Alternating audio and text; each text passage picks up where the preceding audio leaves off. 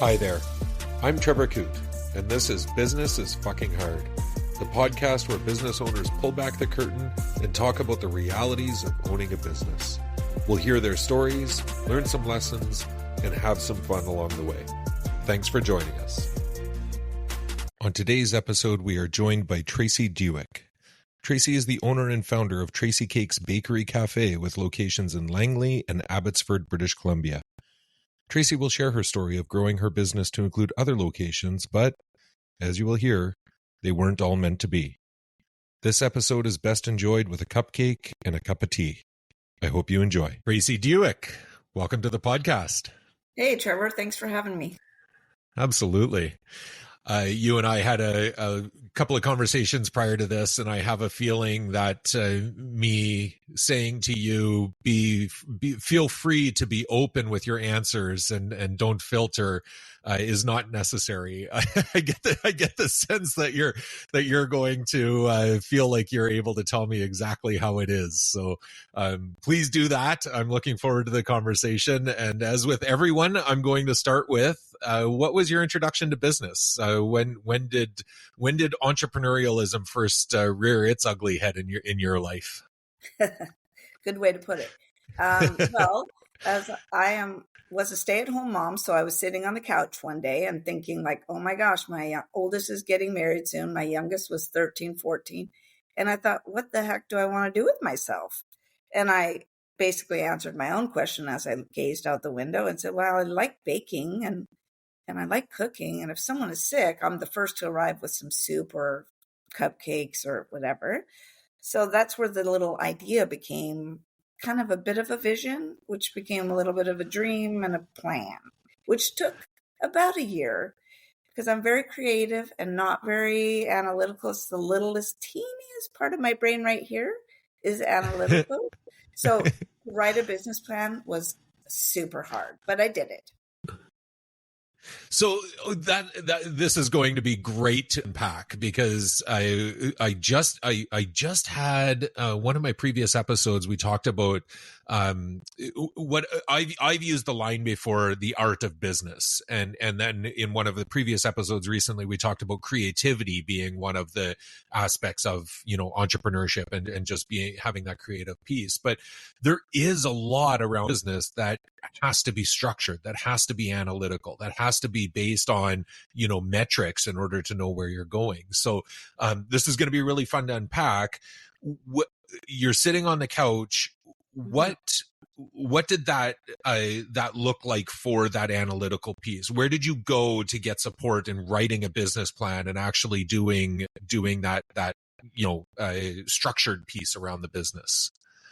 I actually think, sadly enough, that's why it took me a year, is I did it by myself. So I thought, what do I want it to look like? Do I want people to come in, get a cupcake and leave? Or do I want to have people around the table? Because I've always felt that we live in this world, in this community, that we drive home, open our garage, close the garage. We don't know our neighbors, but we're actually starving human beings that really want community. So I thought it was important to have a table set and also offer high tea for the experience of celebrating life, everyday occasions, celebrating anything, and just gathering. Because I think as a world, I think we need that.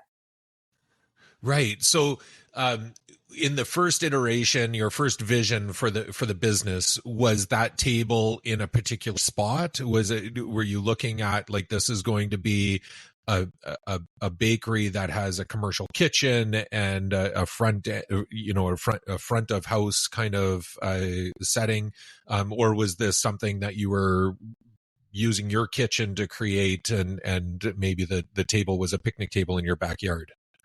Never that. No, I signed. I met a person who was looking for someone to have a cafe in their location. The first one we opened was Tracy Cakes Bakery Cafe. Tracy Cakes was my childhood nickname. So we opened in Fort Langley in a location in 2006. And we opened the doors, and it was just like in the Field of Dreams. They were lined up, and it was an absolute gong show. So, oh, wow. Yeah, it was really quite amazing. I sometimes would just stop and make my staff, my very close staff, because there was very few of us at the time, go look outside. Just I couldn't believe it. I just thought, oh my gosh. So that happened, and that's the way that started with the first location.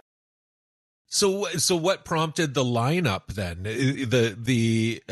Like it's a major advertising blitz or word of mouth or I would say one, it's just, I think I just hit the cupcake craze in 2006 because I think that would be a very new thing still then, right? right. Um, ours are homemade with butter and all, we crack the eggs and pour in the milk and all the things. So, and I think when I first started, I knew I wanted to be homemade and baked fresh every day and all the things. So I just think I hit a niche that was people were excited about. They could just have a little, instead of having a whole cake, they could just have their own little cupcake. But for everybody to know that you were opening that day and for it to be lined up, there had to be some sort of opportunity for them to hear about that. Boy, I'm thinking back now. We're talking 17 years ago, but Yeah. I did have the good fortune of getting someone in my on my team that did marketing, and her name was Tana Sullivan, if I'm allowed to drop a name, and she Sure. was very good at getting the word out. So I might want to put that on her shoulders to say that she did a really great job. That's unreal. I mean, to be toiling away for a year, not knowing what the outcome is going to be, building the business case and your first go at it. And then on day one, you've got that kind of response must have been It unreal. was, Well, obviously it was because you're telling all the staff to go and look, like to appreciate it because yeah, that's big. yeah. Yeah. Yeah, I don't think a person had worked that hard, and everybody who's open to business knows how many footsteps you have to do. And I've still saved my very old shoes. They're like, 1,000-mile journey begins with just one step, I believe, Right. the quote. Yeah. And I keep Yeah. them on in my office so I can remind how far we've come. So yeah, That's amazing. That's yeah. amazing. So, how many staff on opening day? How many staff in those early days did you need in order to kind of fulfill what you saw to be what was going to be the demand? Well, we probably started with about 3, which was not enough, and worked really Sure. hard. And then, I had never hired someone. I'm a stay-at-home mom, so I learned HR at home by learning how to separate your children, if you will, how to guide do what Yeah, you want them to it's do. not dissimilar. Let's be honest. That's true. I learned HR and PR and how to work on a budget. So, there was some good lessons from being a mom. But anyways, yeah, there was only 3 to 4, and then, it could have went up to 5, 6. And then we opened a second location in 2008 in February Okay. in Abbotsford. And then again, we had Abbotsfordians love their baking, and we had a lineup again. And I was just like, oh my gosh, what is happening? And I was so proud, but it just happened. In between there, we also were on City TV, and I was, but global TV, City TV morning news, and like the front page of the Vancouver Sun business section when I opened in White Rock in 2009, because they were like, how on earth are you opening locations when we're in a recession? So, and I said, well, everyone it's the latte factor. It's the cupcake factor. No one's going to buy a car or a house, but they're going to treat themselves to a little treat, right? And that's what Right. we know about people, that they still want to have that something to make their life a little bit better. Yeah. Yeah. And that's an interesting I kind of take on it. Certainly, through recession or through downtimes, typically the first thing to close are restaurants or service industry, type of environments. But to look at it as this is something that people still consider themselves to be able to give, as a positive piece Mm-hmm. around all the other negative things that are happening. That's really cool. A cupcake. Yeah. Yeah, Nice and simple. definitely. I want to go back to the startup again, because I think so many people, have the idea. So many people think about starting a business. Everybody in business fantasizes about having a 9 to 5, and everybody in a 9 to 5 fantasizes about having a business and the benefits of that.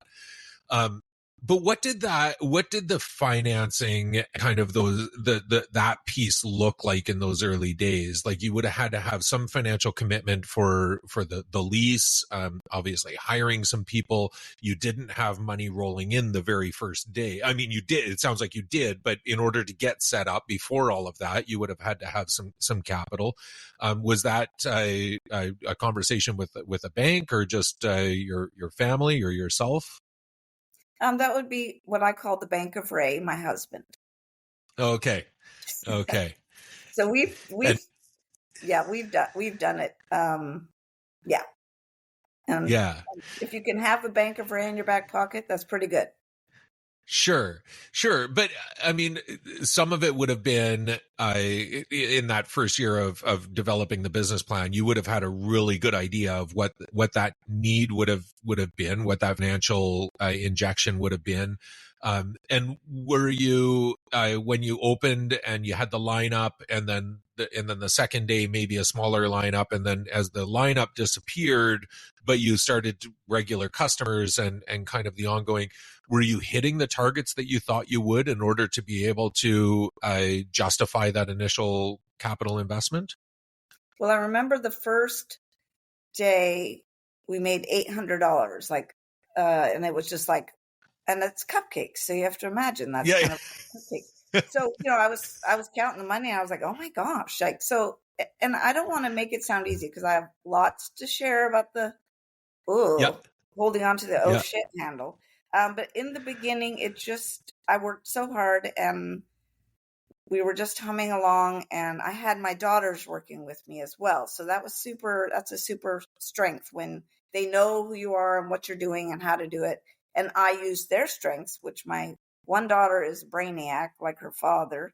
My other daughter just knows about like numbers and just different, like how to make something look nice or decorating or whatever. So yeah, it was very helpful to have them.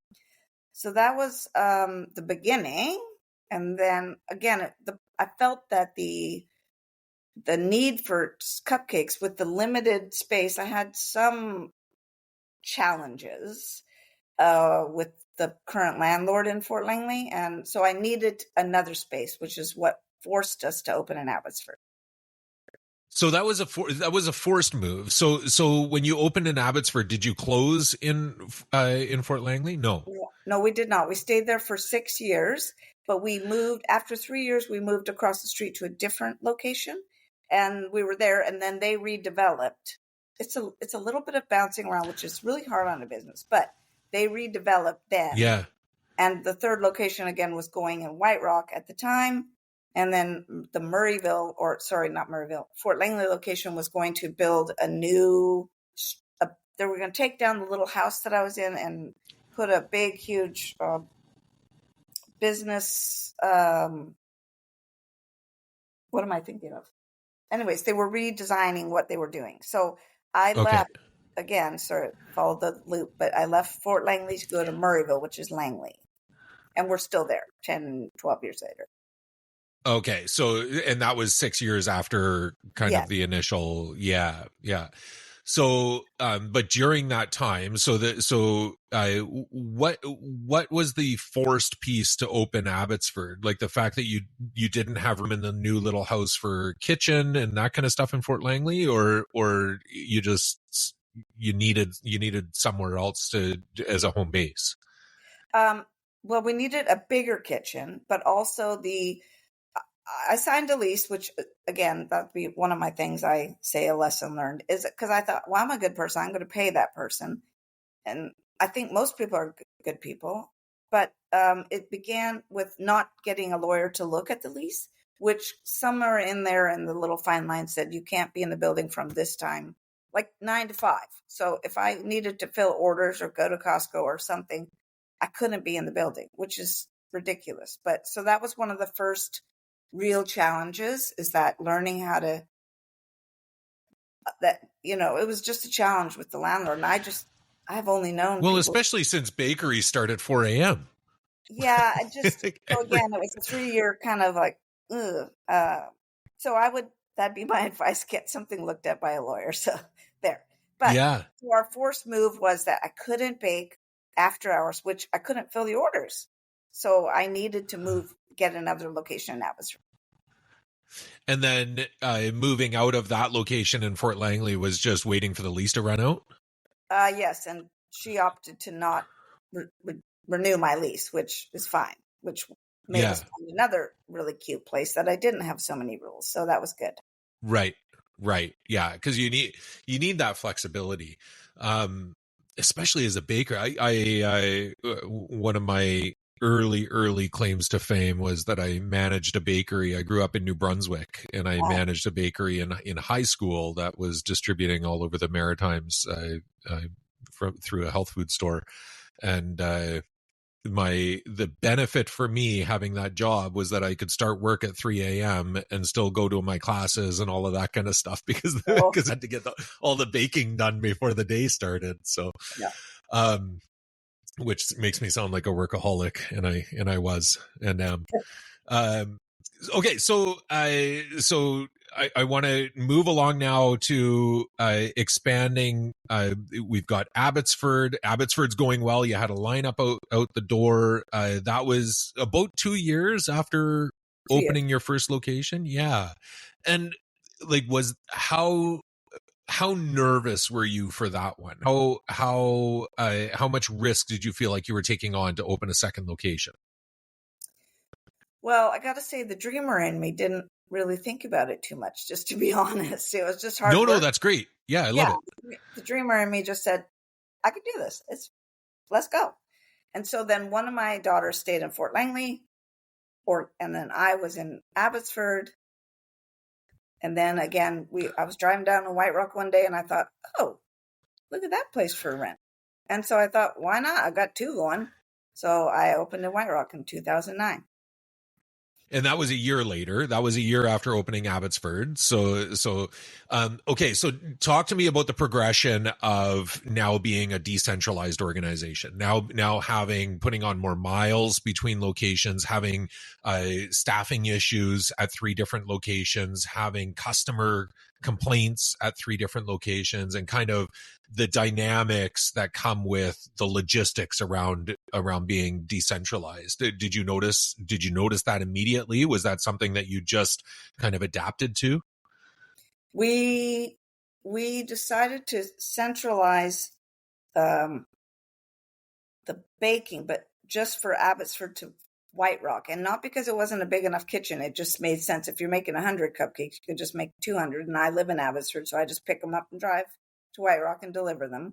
We did make our own scones and cinnamon buns and biscuits and lots of other baking there because it was a lovely kitchen.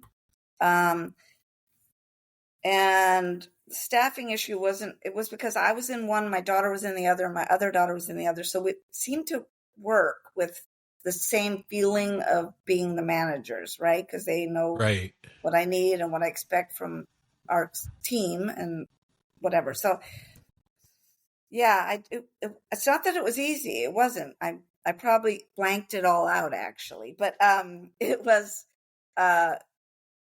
it was going like the first year, I think we did 60,000. By the time I'm in year 4, we actually made a profit of 48,000. So we were like thinking we were just the smartest thing ever. And, but it doesn't always work that way. Then for fun, if you want to know another challenge, I got infested with ants in White Rock. So I'm looking at my daughter one day and I said, do I have an ant on my face? And she said, yes. And I was like, I'm done. So, because it crawled up me, and that's gross. And you can't have high tea and cupcakes and ants. Like, we It tried doesn't everything. work. It does not work. And so we tried everything, and we said, you know what, we're done here. Because in the end, White Rock had a huge, like, sales might be 350,000 a year, but I probably made 1,000. So all that work for $1,000. Anyways, we pulled out of there in 2013, and then because I'm such a dreamer, a bakery came up for sale behind me in Abbotsford called Old Town Bakery. And I thought, well, I'm the smartest girl in the whole world. I'm going to centralize baking, get a food truck. I'm going to have 5 locations, and this is going to be great. Signed the lease, got the business plan, got the loan for $70,000, opened the doors, and realized I didn't know the demographics of the road behind me in Abbotsford. That was the Dutch side or Mennonite side. And I can say that freely because I'm Dueck, which is Mennonite, which means they have deep pockets, but little Tyrannosaurus Rex arms like this. They can't get to their money, so they don't want to spend it. So I opened and I did a disservice because I came in with Calibo chocolate and butter, made the bakery look beautiful, spent a shit ton of money. And they just wanted the plain cookies for 50 cents that were made with margarine and the white bread. And I lost 10 grand for 18 months and I walked away. And I'm still married. Holy crap. Okay, so I want to dive into that a little bit. But first I want to go back to seeing how you kind of threw this out kind of as a throwaway comment. But I want to know how true it was, making $350,000 gross in White Rock and netting out $1,000.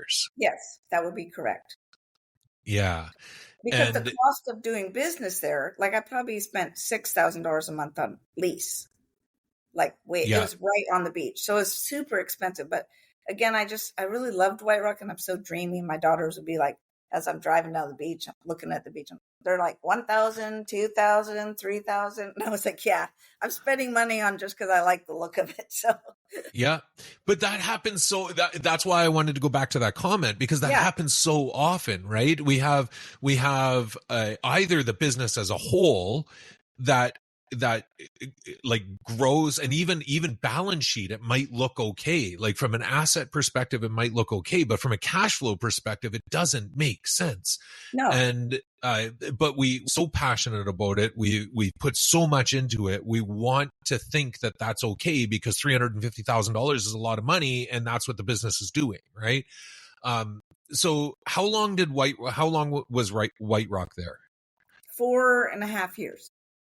And through that time, that metric would have been pretty similar. The gross might have gone up, but that net amount would have kind of stayed consistent. It would have always been just kind of a loss leader. Definitely. Yeah. And winters are a little bit that, a lot of times nothing happening in White Rock in the winter as much, right? So you cut your staff, you bring more baking from Murrayville or Abbotsford, and then you just do it like that. And then you hope that somebody wants some soup and a high tea, so, but then Abbotsford, White Rock would carry Abbotsford in the summer because it'd be like a gong show on the beach. And then Abbotsford might be slower because we're just doing weddings or people leave Abbotsford to go on holidays, so it kind of worked that way. But yeah. So a hypothetical question that you might not be able to answer. If you hadn't had an ant on your face, would you have carried White Rock for longer, and just because of kind of that glamour aspect of it? It was way worse than that. I have videos of, I'd put scones out and it just happened. What happened in White Rock, Trevor, was behind us on Columbia Street. They were digging 30 meters down to do some new water lines, something. So they disrupted ant pile and ant, what are they called? Ant hill, whatever. Ant things, ants. Colony. Thank you. And they all went marching one by one. Hurrah, hurrah. I was in between Uli's and Charlie Don't Surf. So we were right on the beach, if you know White Rock at all. Anyway, so yeah, it was an ongoing, I was trying to win, but ants are very cyclical. So the pest control people said, Tracy, you're not going to win. So I said, okay. Yeah. They were in my display case. I opened the cupcake case and I'm like, oh my gosh, I can't have this. People don't want to buy an ant on a cupcake. Yeah. But it was hard. Yeah. So you close White Rock, you open the second location in Abbotsford, or buy the location in Abbotsford. Um, 18 months of five 10. 5-digit losses. Yeah. Yeah, $10,000 a month. Um, could you see the end in sight, or was it was it panic induced and sleepless nights for the entire 18 months? Well, I think thus far I hadn't failed or learned from an Sure. experience, whichever. So Sure. I think I still thought I could turn that baby around. I had lots Yeah. of advisors. Heather Angel, for one, from Trump's Bakery in Vancouver. She was a very dear friend of mine. I had lots of Grow Your Biz groups, a women's president organization. We had lots of like conversations where almost everybody told me to shut the door and get the hell out of there.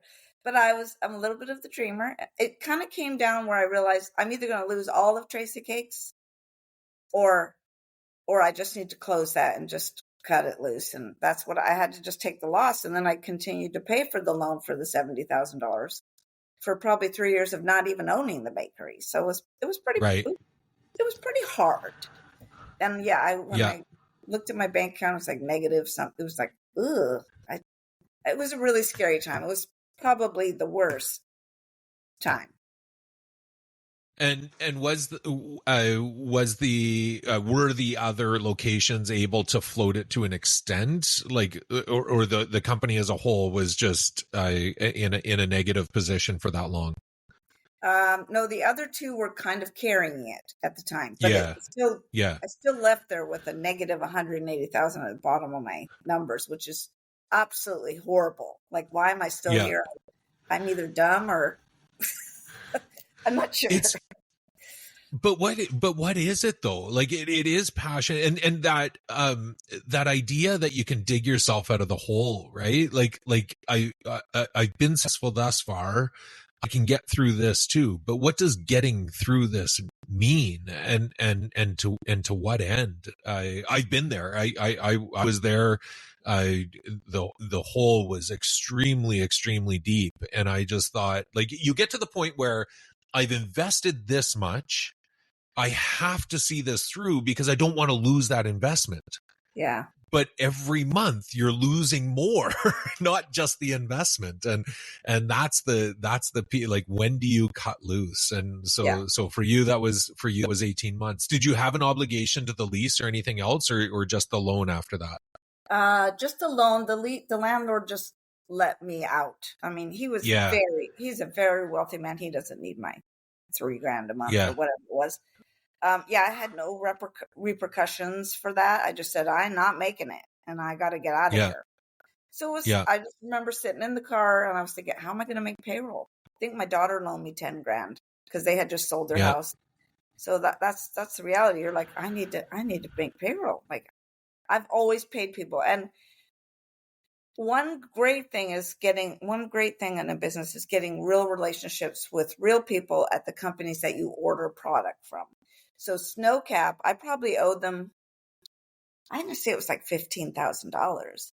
And I had a really good one-on-one relationship with my manager, and he let me pay back slowly. Like every month I'd put on $500 onto what, that's amazing for a company to do that. Yeah. But they saw that they believed that I would pull it. I could do it. Yeah. Yeah. So, the I think so many people that would listen to this, or business owners out there who don't listen to this, um, can relate to the borrowing $10,000 to make a payroll. Like that was always that, because it's typically your biggest aspect of your expense line. So at that point, have you already let go of the second location in Abbotsford? Because the question is always, okay, if I need the 10,000 for this payroll, what am I going to do for the next payroll? Right.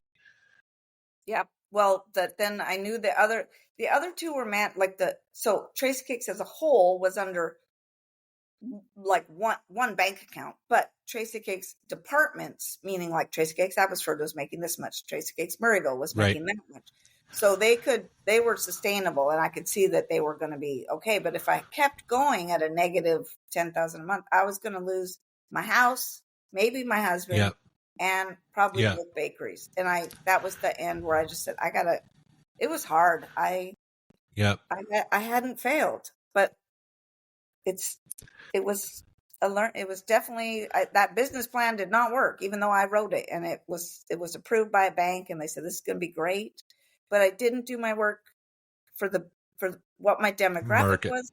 the market research. I Yeah. should have just left it as the bakery, because what I came into was I'm a stay-at-home mom, 10 cups, 2 teaspoons baking soda kind of person. That bakery operated on a scale, which means you put the flour and all the things on a scale Yep. and measure it. So for me, in my brain, it was like reading in English, translating to German, and then baking in French, because I just could not get that. And so a lot of my loss of money was my cost of labor, because I had too many people trying to help me figure out that business. So it was really hard. If I told myself way back then, I'd have went to par baked bread, take one person on the till, take the bread out the night before, bake it, fancy it up, call it good. But right. I didn't. So I was trying to make it. Anyways, it didn't work. Calibo chocolate, they did not want. Yeah. Yeah. Yeah. But there's something there too around, like, you've established your brand, you've established the quality of what you want to provide, and like there's a balance there, right? That part of Tracy Cakes, if that's going to be the brand that's on the front of the building, and then there's still an expectation from yourself that that's what people are going to get when they walk through the door. And so I think fair enough. Like, you doing what you did makes sense. Okay, so we've closed that location. How many locations are you at now? You've closed White Rock and the bakery, the purchased bakery in Abbotsford. Are you down to 2 now? We have 2, and we're absolutely happy with what we're doing. Funny enough, during COVID, that's another fun topic. I signed Which a I want lease. to talk about. Yes, we should, because it's restaurants. Yeah. I've seen way too many close. It's so sad. Yeah. So I'll just touch base that I signed a lease in Chilliwack during COVID. What the hell?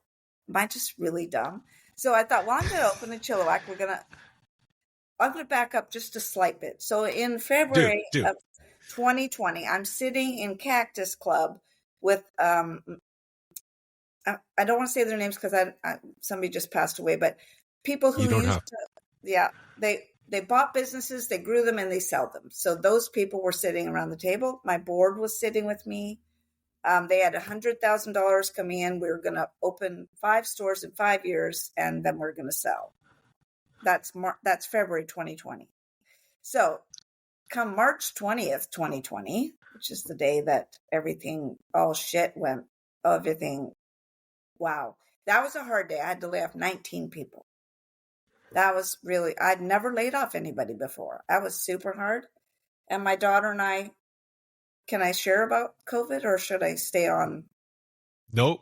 No, let's dive into it, because I think a lot of this is consistent with I've said before, I'll just say, Trey, I've not wanted this to be a COVID podcast, right? A business through COVID podcast, but it was so fundamental in so many learnings for business, and so many of the challenges, and so many of the opportunities for us to be vulnerable and talk about it as business owners, that there's no getting around it. So I am fascinated, especially when there's business models that are completely impacted, not laying off 19 people. So yeah please. Yeah. Okay, so we sat around the table. Obviously, COVID happened. I shut the doors as directed. And my daughter and I sat there in the restaurant in Abbotsford and thought, well, what are we going to do? So again, everyone pivoted. No one likes that word anymore. So we pivoted and we said, we're going to bake and sell online, and we're going to sell it at the back door. So we would put their name on there. I actually hand wrote a card to every single person that placed an order. and said, thank you so much. And we would have them pick it up at this time in Abbotsford and this time in Murrayville. So there was always a delivery going back and forth. It was unbelievable. And but then some of the other struggles were the reality of homeless people out your back door because there was nothing going on. So that happened where I'd have to call the police. I had them on speed dial because I'd be like, there's homeless people right here where I'm trying to sell something to our guests. Right. Anyways, long and short of it is that I thought by November, this can't last forever. I signed that lease in Chilliwack. Then we were allowed to open again a little bit with limits, with all the things in front of our faces and masks and you name it. It was a terrible, terrible time for restaurant owners. And every time I got home, I'd just rip off that mask and be like, "Ugh." So annoying. But we made it. And part of the story was that I shared on my personal Facebook page that to whoever knew me, if I make $10 in Abbotsford a day, or was it 100? 100 times 30. Is 100 times 33,000? Yep. Okay. Sorry, I just had to say it right. I put on there my personal Facebook page. If people can support me and I can make $100 a day in Abbotsford, I can pay the lease. I could pay one lease. If I could make $200, I could pay both leases because it was really important to me that I pay. Anyways, It got shared 296 times and it just took off and we did okay. We were down 250 in a year, 250,000 that year, but we made it. So it was through the love and support of the local community that happened. Well, and I think that one post on social media really summarized what I was talking about in my TED Talk about business owners being able to be more vulnerable and the consumer being more empathetic towards that vulnerability, right? Like you being able to, before that, you could not have gone on Facebook and said, help me pay my bills. Right. Yeah. Business owners aren't allowed to talk like that. Business owners are supposed to be successful and stoic and it's not hard. And you go out and you do it and you put on a front and you better not imply that it's not going well. Right. That's true. But COVID really changed that for everybody. You were able to say that and the consumer was able to say, we get it. It's hard. And especially in this moment, it's extremely hard. So we're going to come out and support you. And I think that's truly indicative of kind of that community support for small business. It's just unfortunate it takes a global pandemic for that to happen sometimes. Mm-hmm. I want to talk about the laying off 19 people. You do that in one day. That's a tough day for you to, I've talked about it before where we build this trust with our employees. They trust that we're going to run a business that helps them pay their bills. And we trust that they're going to come to work every day and support us in our business. But what were the implications of that? How many of those 19 were you able to bring back when you reopened and kind of got going again? What was kind of that long-term impact? Well, the impact was that I believe we had a lot of people who were just actually kind of grateful to just be stuck at home in their bubble because they had fears, all the fear stuff that was on TV, right? Sure. So they were kind of like, okay, good. I don't have to be at work and whatever. And they also got is it a CERB? Yeah, the payment. So they were at least being able to pay some things, right?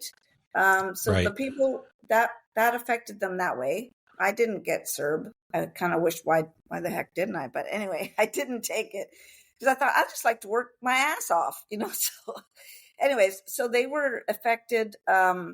They were affected, but they also liked being taken care of, feeling like I said, "This is you're more important than my being open and working, doing whatever." So they took their however many months off. I hired one at a time back. I pretty much hired almost every single person, except for maybe a person that maybe wasn't as on board that I didn't really want on the team anymore, which is fine. It's just it was a progressive way to do that. But I've got all all of them back. That, I mean, other than maybe there was a changeover, now they've gone to school or something. But so yeah, that was certainly hard. And we even had some meetings where I'd want to just get together with them. So we'd all put the chairs out in our back parking lot, all around 6 feet Right. in between, which is ridiculous Yeah. when you think about it. But yeah, It was quite a time. it really Quite a was. time. Um, so that's actually an interesting perspective, and one that I think somebody else has mentioned too, in talking about that time in an environment where the business shut down was, that sense of safety and comfort that was provided by not having to go out and toil for your business as well, and Yeah. like that opportunity wasn't afforded to a lot of people on the front lines, and people in the healthcare system, obviously, and those kinds of things. So it makes sense that there was a little bit of a give and take in order to accommodate that. Hmm. Um, so you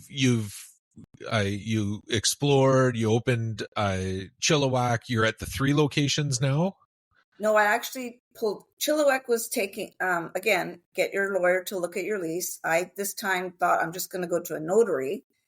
Why, I don't know. She redlined a whole bunch of things, but it didn't get to me, which one of the red line was, hey, in the lease it says I will be in charge of putting in the water lines, in the water pipes, in the floor of the concrete that isn't my building.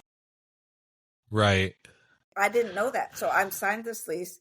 Now it's a year later, like November 2021. And my husband and I are starting to talk like, this is going to cost way more money. Like, this is taking Right. too long. It's going to cost double. I had saved up money to open.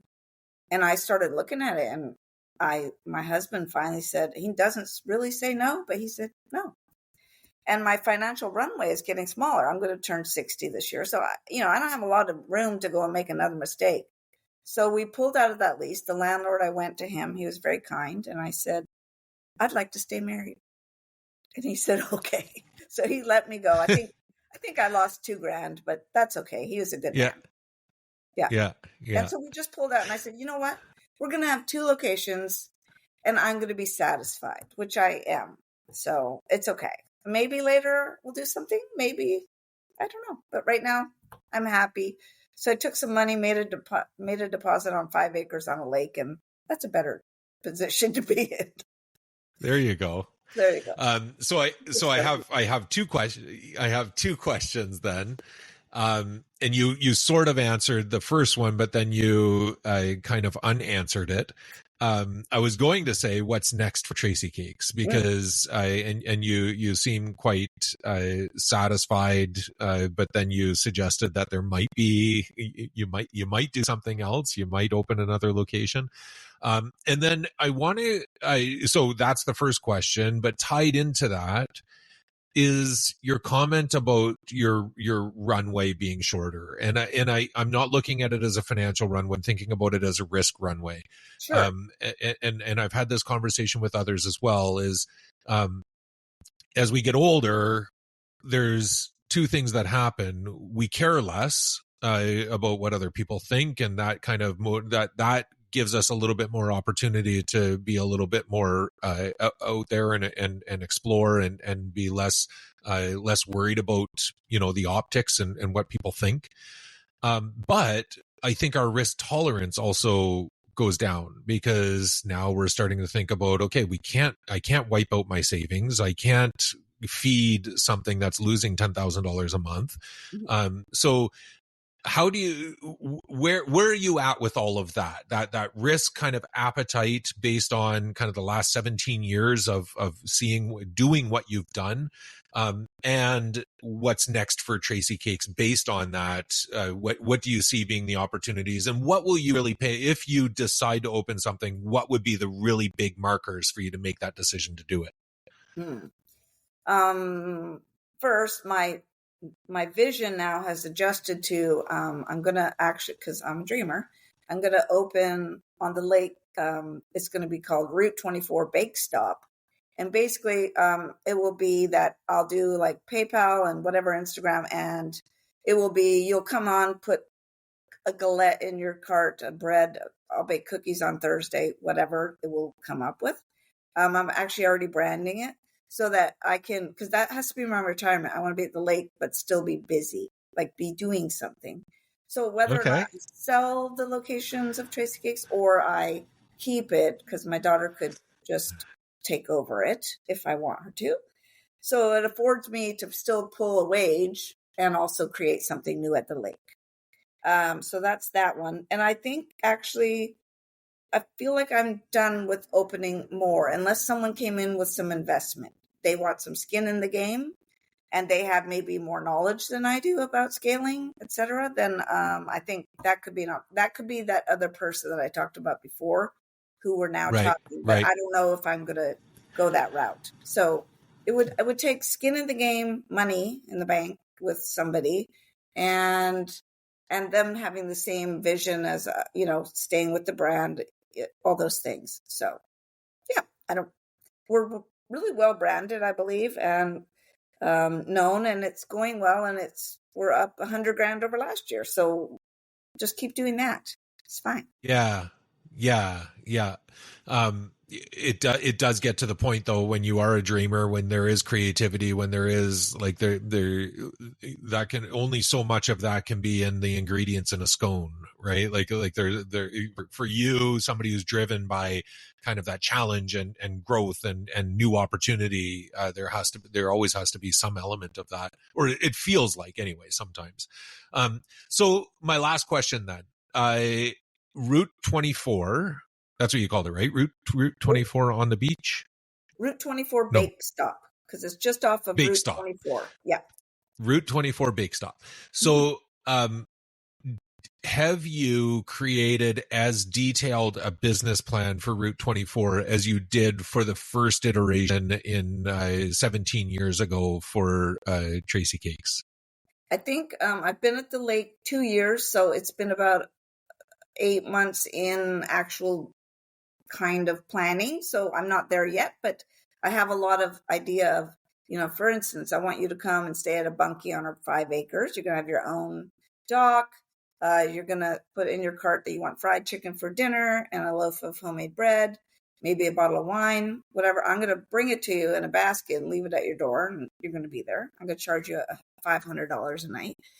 And the other part of Bake Stop 24 is that I'm going to have an old truck, drive it from the driveway of our 5 acres to the Route 24, park it there. People can do the honor system.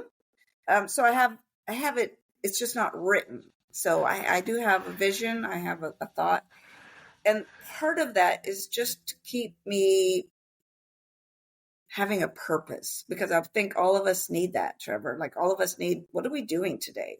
I don't want to sit at a lake all day and read a book. I mean, that sounds dreamy for a day, but I want to take care of people, whether it's up there, here at my home, or at Tracy Cake. So I just think it's another extension, but I get to set my own rules. I could have it once a month, right? Where I'm just Yeah. doing this. So no, I'm not as defined on my vision, but it's in here. It's just coming out. Yeah. Yeah. But will you write a detailed business plan, do you think? I think I Is that will. kind of ingrained in you now? I feel like that's one of the things that I would leave with the new business owners, that you should write that and also be able to Yeah. sort of like kind of have it be not so defined that, okay, I'm going to open this bakery and I'm going to sell it by gosh or by golly to those people who didn't want my Right. baking. You have to adjust. So you have to be open, make a business plan, but be open to the challenges and the Yep. different things that are going to come our way, because sure as heck is going to be a lot of challenges. So, and even with Yep. this, the lake, I think it's going to be, could be a challenge, but I'm up for it. And at the same time, a lot of fun. I mean, obviously, you've thoroughly enjoyed regardless of the ups and downs. I can tell that that creativity, that opportunity to take care of people and give them some warmth during really tough times, like during COVID, for them to be able to come and pick up some cupcakes. That fills your cup, and I think that goes a long way. I've talked about with other guests, purpose before profit, the purpose of the company. But I think your comment about us as individuals having purpose and being able to identify and fulfill that purpose, I think is a really important piece as well. Yeah, because imagine even if you didn't have purpose or profitability, you'd just be empty. Like, I just think Yeah. it kind of kept me going sometimes. So yeah, Yeah.